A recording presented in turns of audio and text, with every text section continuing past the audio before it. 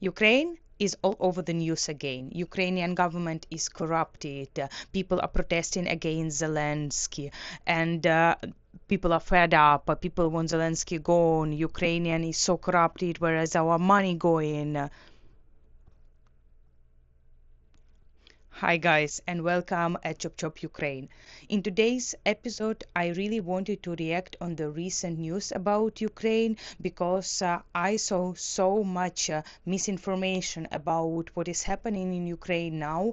I'm not surprised, to be honest, where this misinformation coming from. So I decided to make this episode where I can actually help you to understand what is happening in Ukraine and how you can avoid being fed, yeah, like you know what I mean, how you can avoid being misled by Russian propaganda. So since let me give you some prehistory about those institutions, anti-corruption institutions, which were targeted in Ukraine and what caused what this protest is all about. So when Ukrainians protested in 2014 and we kicked our pro-Russian government from power, so two independent institutions which fight corruptions were established also as a result of European integration and European Union integration for Ukraine. So those two anti-corrupted government organizations are working and existing completely independent, and they are investigating corruption in Ukraine. But it is important for you to understand that Ukraine is a relatively young country. And let me be clear here, by relatively new country, I mean the moment when Ukraine regained independence after Soviet occupation. I don't mean for how long Ukraine existed, because we existed back to Kiev Rus. What I mean is that when we got an actual chance to rebuild our country and start building our government and society independently from Soviet Union. It of course has a lot of problems with corruption, but corruption is not only unique for Ukraine. Many countries are fighting corruption, have corruption, and it's unavoidable to have it. But since Ukraine gained its independence only in 1991 from Soviet Union and Russia in general, we have a lot of rooted, corrupted persons and individuals which are linked to Russia. And I do not need to tell you how corrupted Russia is. And it's basically mafia which owns the country. You know, every country has mafia, but only in Russia, mafia has a country. So Russia has its ties with Ukraine and have been influencing political life, people, and also governmental institutions for decades or even centuries. So for Ukraine, as a new and fresh country, we are of course doing our best to fight corruption and eliminate it in all levels, and we are quite successful in this. But of course we are not at the end line, and there are still a lot of work to be done.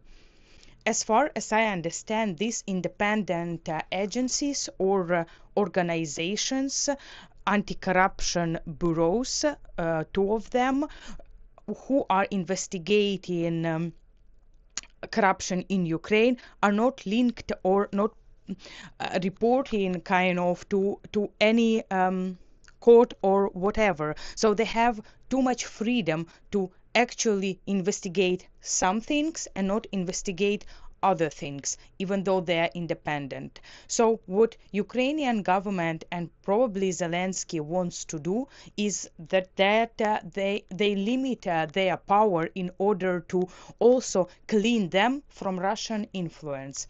I know it seems bizarre, and maybe there will be more effective method to do that. But of course, you should understand that it is not easy to fight corruption when your country is in the war, when it has so many enemies inside the country due to their prolonged Russian influence. So I guess what is happening is that Zelensky with the government tries to actually clean it from Russian influence and open investigation to the cases which are also important but might not be completely in their priorities of these anti-corruption bureaus.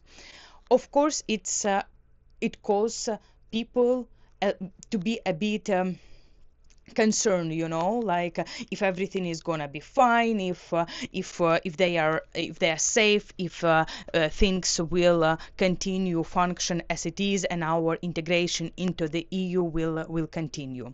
But the really important thing here, what most people ignore, is that in Ukraine people actually believe that they can change things. So people went to the streets, they protested, they said that they do not like it, and that they're not happy with it, basically. So they know that the power is in their hand. They directly influenced government decisions, and Zelensky revoked the bill. I am not here to protect Zelensky or protect Ukrainian government. I'm just sharing the facts. And also, of course, I'm supporting my government. I'm supporting Zelensky because he does incredibly difficult job for Ukraine, and sometimes, yeah, some methods might not be the best, but our government and our people are trying to protect Ukraine, protect our sovereign country. So yeah, I do not know how good or bad this decision was, but let's focus on something else. Let's focus on this fundamental difference between Ukraine and Russia. The main point of this protest is not about corruption, because of course I explained it already. It's because Ukraine is a very democratical and open country. The protest happened actually in the middle of the war, like people were protesting during the sirens. We are so self-aware and intelligent society that people protested these how to say, this kind of I lost a bit the words. This bill passed by the government got revoked.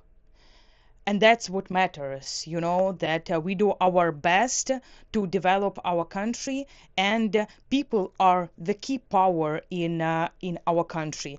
And what really makes me laugh, but of course sadly, is that how Russian side are commenting it. I'm not surprised how they turned the things around and said that, oh, we are fed up with Zelensky, people are shouting, Zelensky, go away. Of course they will do that. I don't even want to comment this.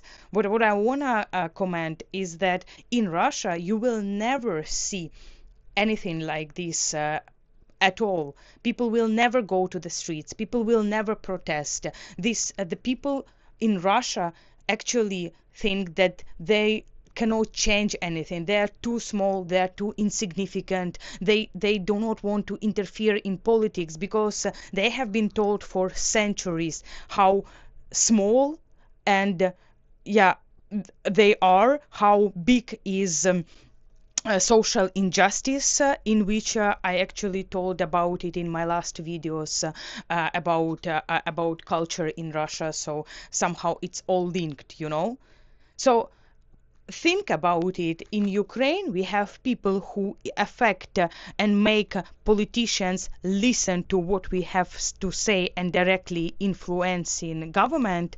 And in Russia, people will never be able to say anything against Russia, against and being free.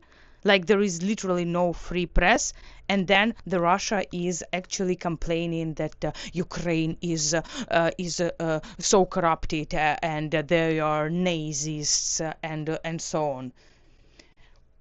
To sum this up, what is really important is that doesn't matter if that was a mistake from Ukrainian government or not. People went, people protested, government listened to people because people are the key in our country. Russia, on the other hand, is where all problems come from. The corrupted country, which is still having the influence on other countries, what we want to get rid of. And people there is like a sheep, they just follow unconsciously, and they will never be aware enough to say the government, and actually they have no freedom to say anything. That's what's important. Stay well informed and don't fall into the propaganda. We are still fighting with corruption, with Russia, and we will win. And so stay with Ukraine, stay with people in Ukraine, and Slava Ukraini. Bye bye.